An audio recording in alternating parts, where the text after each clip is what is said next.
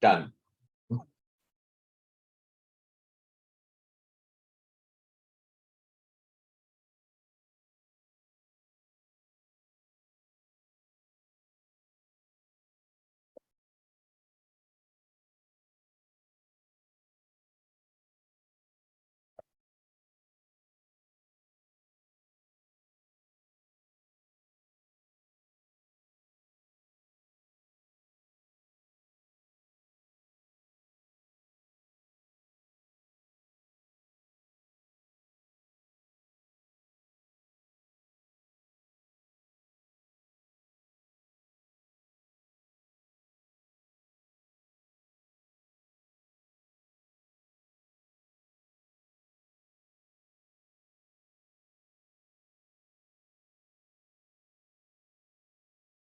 Hello, everyone, and welcome to the December YuZoom.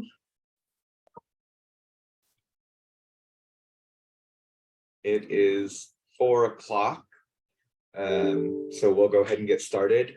Just as a reminder, we are recording so that we can post this later for people to go back and review. You are going to be muted.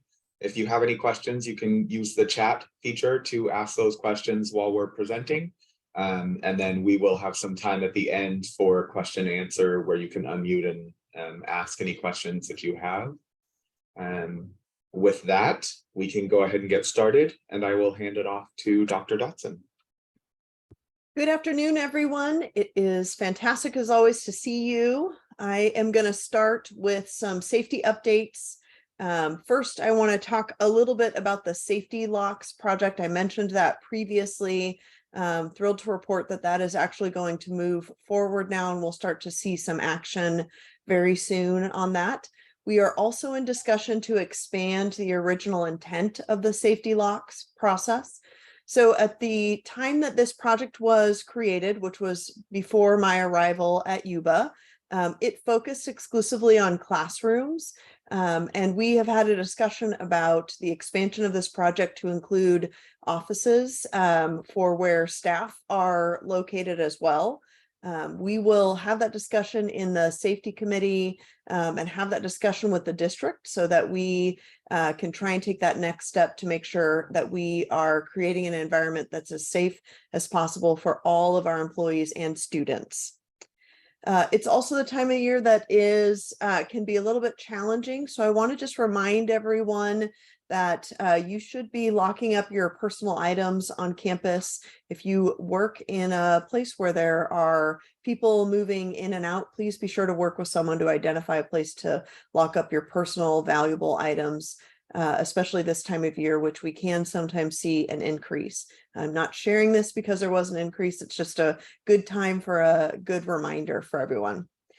My next safety update is about our drill. So first, I want to thank everyone who participated in the fire drill, which hopefully was everyone. It was a great opportunity for us to get back in the process of intentionally exercising our emergency response procedures. There were a lot of people involved in making sure that it was both successful and a learning opportunity. The safety committee did meet last week and reviewed all of the notes taken during the drill and identified a list of action items, things that we need to do in order to improve our emergency response for fires. So it was big things and little things. Some of the fire alarms needed some work to make sure there were enough lights, for example, that were going off. We needed to make sure that some of our building captains have some additional equipment, and we need to do some additional training. So that full list got reviewed by the safety committee. We're assigning responsibilities for that, and we're going to move forward to responding to all of those. In addition, the safety committee did discuss what our next drill will be, and we are going to work next on our active shooter emergency response. So we do expect for this to be a much more comprehensive process. We are likely going to plan a tabletop exercise where we talk through what will happen and then practice and then implement an actual drill that includes everyone on campus participating. So this might be just a little bit longer process, and that's why I am sharing this with you about 6 months earlier than I shared the fire drill with you, because I want to make sure that we are consistently communicating and that everyone's getting the information they need to be successful when we do transition into that drill in the future. So we don't have a date set yet, but that is what we've set our sights on for a next activity to try and continue to practice our emergency response procedures. I wanted to share with you the next steps in our educational master plan. So the administrative team has met and conceptualized initially how we might operationalize some of the work that we talked about doing as a college. We are going to have a retreat next week where we will talk again about the implementation of how we're going to create committees and how those committees will meet so that we can move that work forward. I expect that to start happening after the first of the year, when we've had a chance to then connect with our participative governance partners to make sure that we have the right people in the room to talk about some of those initiatives that we are hoping to implement moving forward. I also wanted to share just a brief update on the resource allocation model task force. I am one of Yuba College's representatives on that task force. And so I just want to share foundationally the district as a part of our efforts to become a more mature multi-college district is working on the creation of a resource allocation model. So previously, the resource allocation model at the district was essentially a rollover, although there were times when conversations would happen about funding and how it might be allocated. This task force's work will identify the way that the revenue that is generated from the state is allocated to both the institutions and the district as a whole. This will be foundationally changing for us, really, because we've never had a formal RAM here at the district or at Yuba College. There are members of that task force across our institution that I am hopeful are joining me in sharing regularly updates about what's being discussed. In our first few meetings, we focused really on what a resource allocation model is. We focused on identifying some draft or preliminary guiding principles, things that we want the resource allocation model to honor or think about. And then we reviewed ways that other multi-college districts in California have their allocation models implemented. And we will continue that work after the first of the year when we meet in our next committee meeting. If I can be of any assistance with sharing information about what's happening there, please don't hesitate to reach out. I am hopeful, though, that some of our other committee members are sharing information as well. I'm going to pause just really quickly in case anyone else that's on the task force wants to just share any additional information.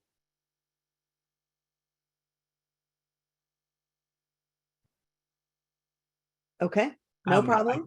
I could Yeah, make go a ahead, couple Christoph. of comments. I'm actually really excited about the work that as it's going forward. Obviously, the first few meetings, like Dr. Dotson said, had more to do with just what is a resource allocation model.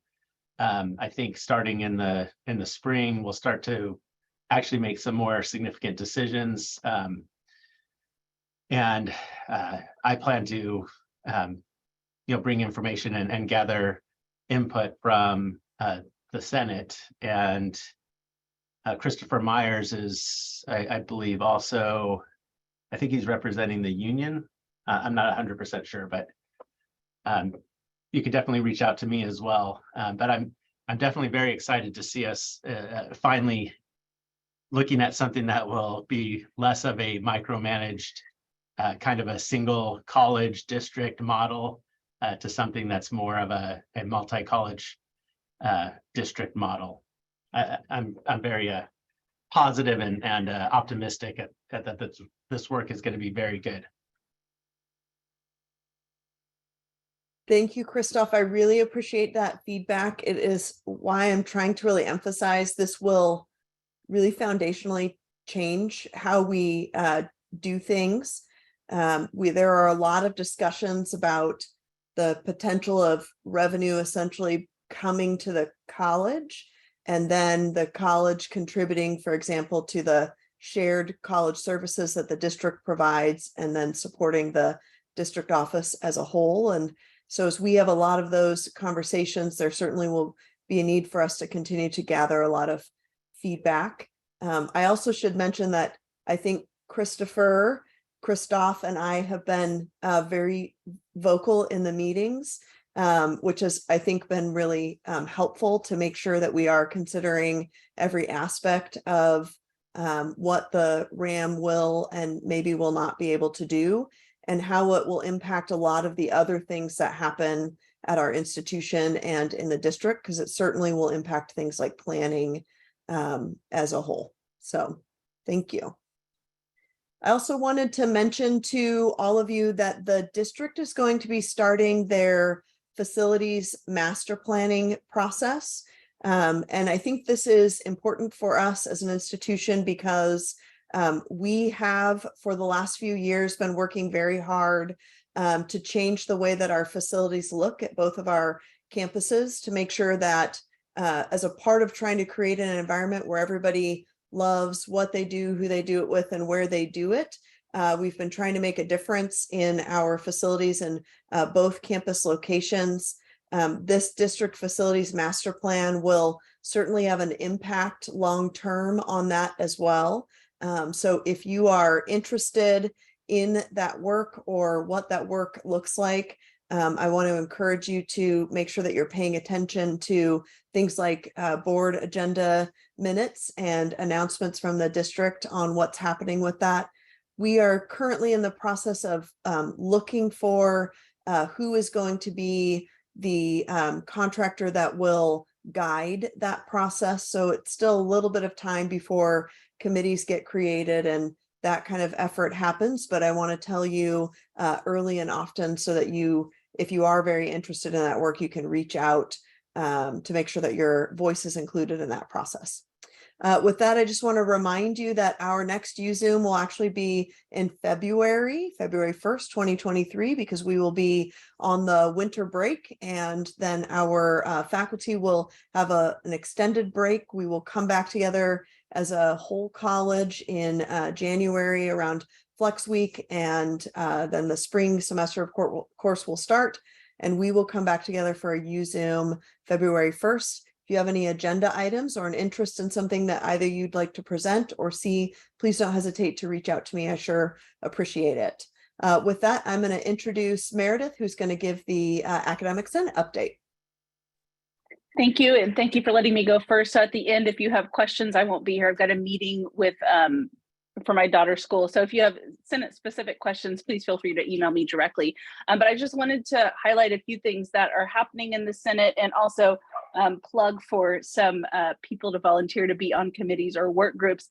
So first of all, we just brought forth the Affordable Learning Materials Work Group, and we're starting to staff that. Elena, who's here, I don't know if you want to say anything, Elena, but Elena will be the what I don't know what we're calling it, co-chair or chair, whatever. Elena will be leading this effort.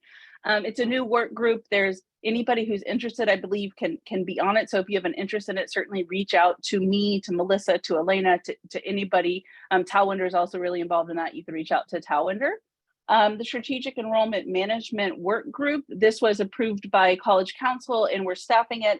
Melissa Haas sent out a call to try and staff that, and we've got some positions already staffed, but we're still looking for arts and education in a counselor position. So if you happen to be in either of those roles and are interested in doing it, please let me know. But this is a college level thing that we're looking at, strategic enrollment process that I think will benefit all of us, will help our scheduling, and will benefit our students ultimately. If you could go to the next slide, please. Oh, that's the same slide. So let's skip strategic enrollment. There was a third committee, but I think it was going to be dual enrollment is what I've got here. So never mind, we'll go to the next slide. Sorry about that. Then I wanted to really quick highlight Juliana Menendez. Yuli is an excellent colleague. I've worked with her in bits and pieces across a variety of different things, and she's always very professional and always has great insight. You can see she was a former Yuba College Upward Bound student, which I think is really, really awesome. And she's been teaching business at Yuba College since fall 2018.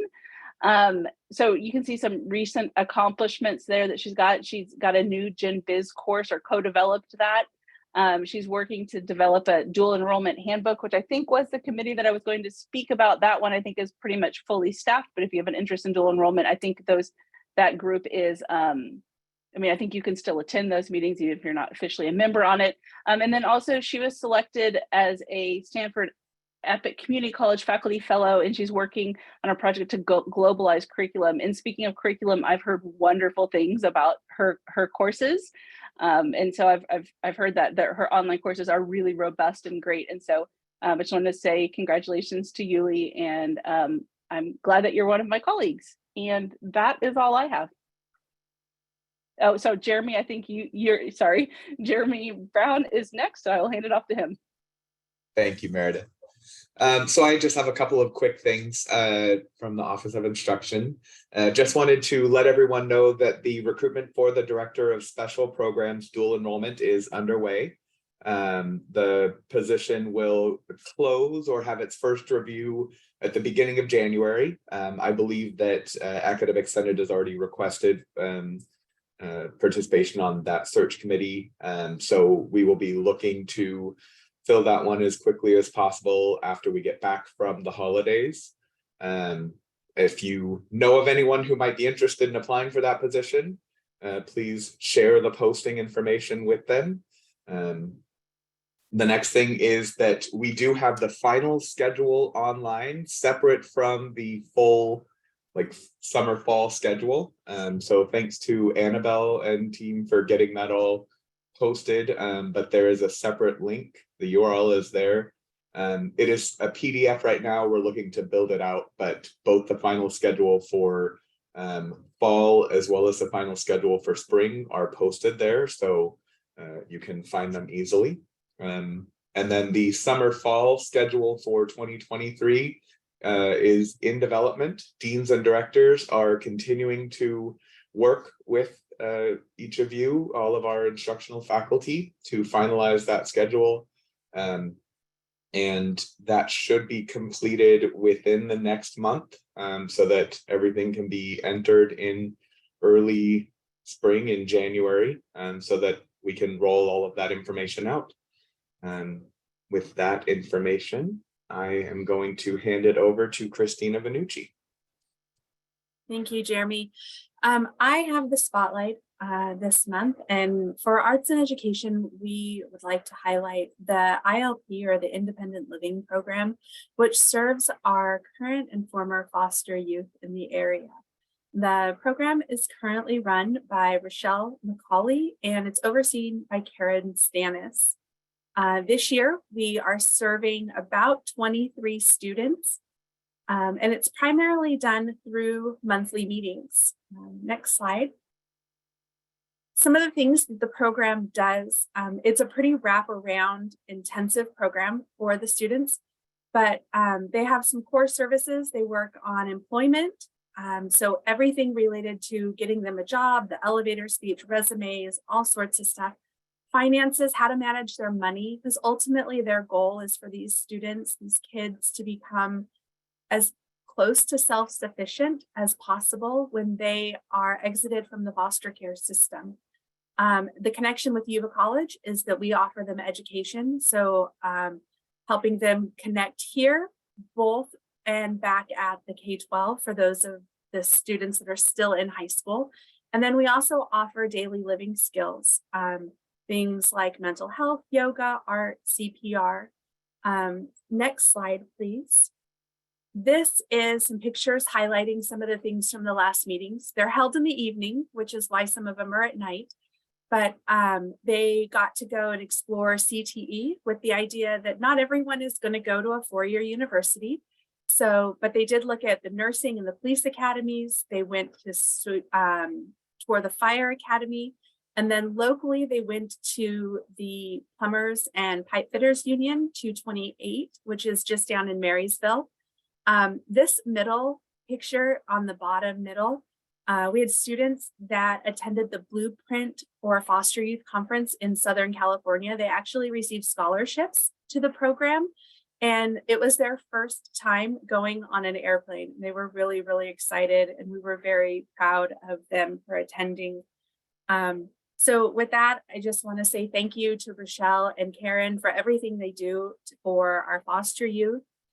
This Friday, we will be having a holiday party for them and celebrating their accomplishments this semester. And that'll be Friday in Flavors. So congratulations, everyone. Congratulations to the ILP program. Thank you so much. And I am turning this over to Dr. Teresh. Hi, everyone. So I wanted to just give you a couple of brief updates before break about our basic needs services. So Yuba College is working on building out our comprehensive basic needs support services for students, and those will include food and housing insecurity, supports, financial security supports, transportation, physical health, mental health. So we're really looking as a state to identify those basic needs that support students in their classroom experiences. And Yuba College will be spending our spring semester really digging in and offering those services to students. As one of the first steps of that process, we are very fortunate to have selected a fantastic new basic needs specialist who will be serving in this inaugural role, and that's Anita Wilkes. So if everyone can join me in congratulating her. Anita has started to slowly transition into that role on a part-time basis, and then in full-time, she's going to jump right into that position. And so you will see a lot of messages and updates from Anita or myself along the way. One of the things that we're going to be able to do this semester before we leave for break is to open Dusty's Pantry for a couple of days. And we're focusing, our strategy is clear the pantry and to ensure that students can get meal kits and some canned goods and things that they're able to take home to share with their families or roommates or whatever living situation they're in, but so that they'll have some food over the break. And so we won't be providing necessarily grab and go and bag lunches, but we're focused on giving students kind of boxed up or bagged up meals. And so that will be on December 13th and December 15th, both days from 10 to 2.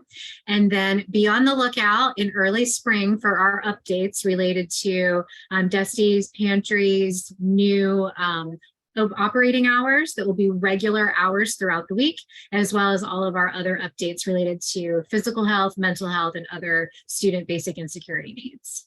And so now I will turn it over to Ellie to talk about MESA. Oh no, I have one more slide. I'm pretending to be Jennifer Maller today. So Jennifer is not with us at our meeting today. She wanted to make sure to remind everybody about these upcoming important dates. You know, we have finals, if I'm sure everybody is aware of that, but final grades are due on December 21st. And Jennifer asked to make sure that I emphasized to everyone the importance of this date. And then of course the whole college is open or closed for winter break from December 23rd to January 2nd.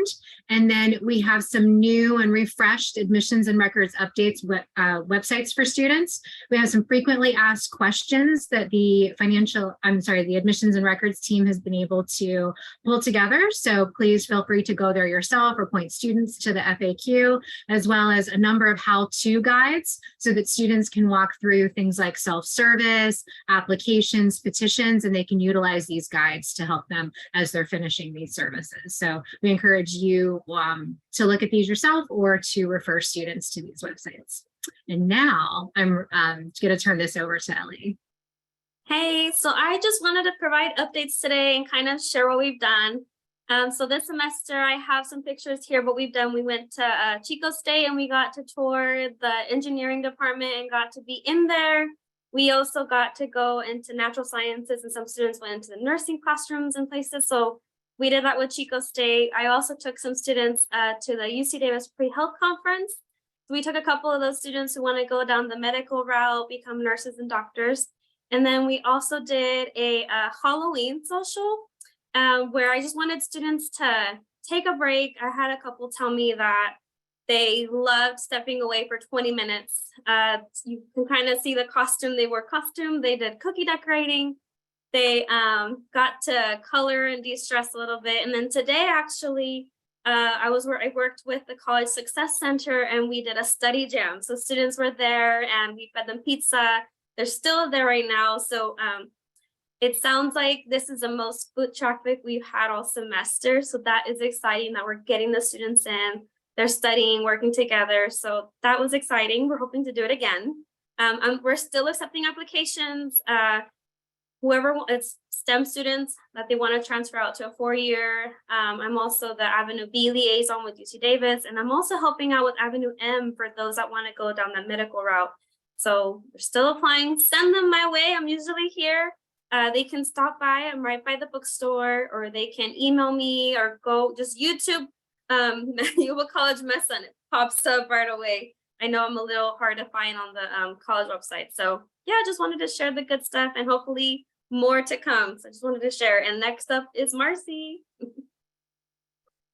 Hi, everyone. As we near the end of the semester, the DSPS team just wants to take this opportunity to thank all of you, faculty, staff, and administrators for working alongside us as we've served students with disabilities this fall. We say it over and over, but it really is true. It takes a village to ensure that our students are able to thrive, and we're grateful to be a part of this YC team.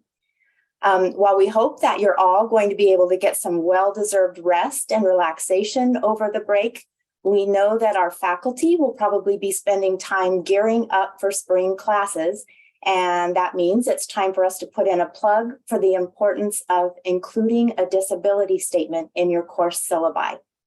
The statement lets your students know that you're accustomed to providing disability accommodations, and it confirms that successfully implementing them requires a partnership between students, faculty, and DSPS.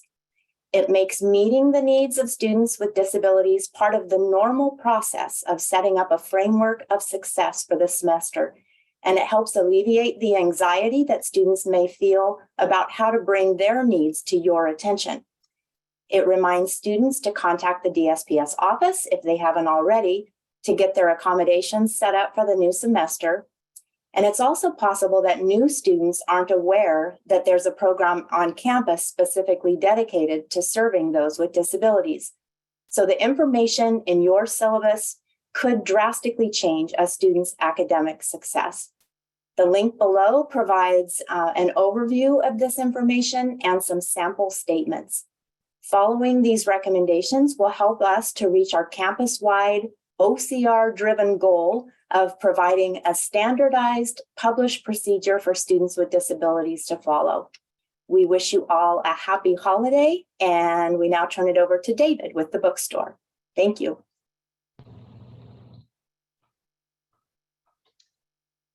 Good afternoon. Can you guys hear me? Okay, there you are. Oh, well, we are in the middle of the adoption campaign for spring 23.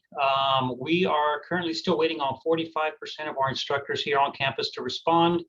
Woodland Community College is already almost at 100%. So those instructors over there are kind of showing us up here, and they've been stepping it up. But we do have Christy Page that has now joined the fight, and thank you, Jeremy, for referring her over to me. But she is going to help email instructors to get us the information. We have already started seeing books come in, and we've already started putting them on the shelf. So students have already started purchasing them online and in store. So we have already started seeing that a lot of the students that want to have their books ahead of time.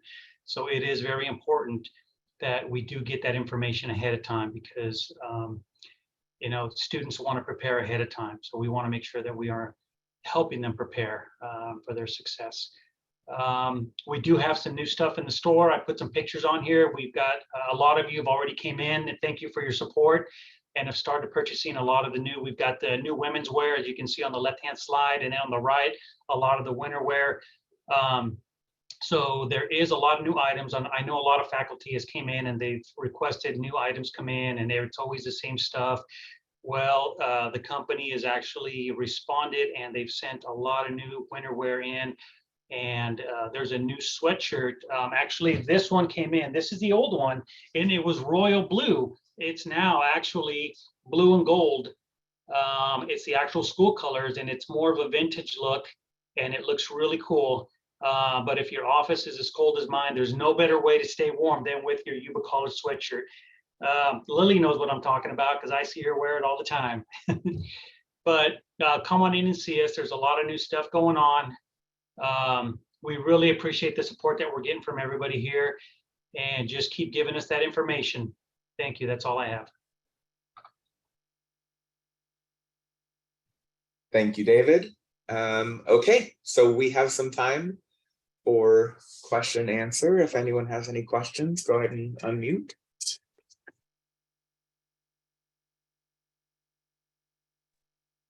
Yeah, Jeremy, I'm wondering about course caps. Have they, the timeline that Renee sent out said that the deans and administrators would be making a decision the week of the November the 15th, and I'm interested to hear if those discussions have happened. And I'm also interested in if when the caps go into effect, when they are decided on. So I was curious about that. Those discussions have not happened. And as I understand it, any changes would go into, I believe any changes would go into effect in the fall, in the upcoming fall. Okay, yeah, I mean, that's what I hoped, the fall number, but okay, so the discussions haven't happened yet. Okay.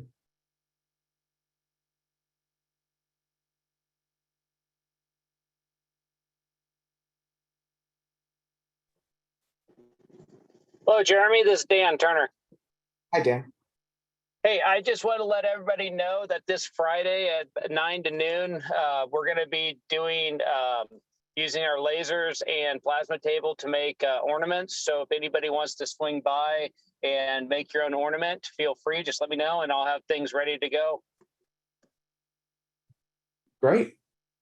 And that's in the welding shop, room 603 and 604. Thanks for letting us know.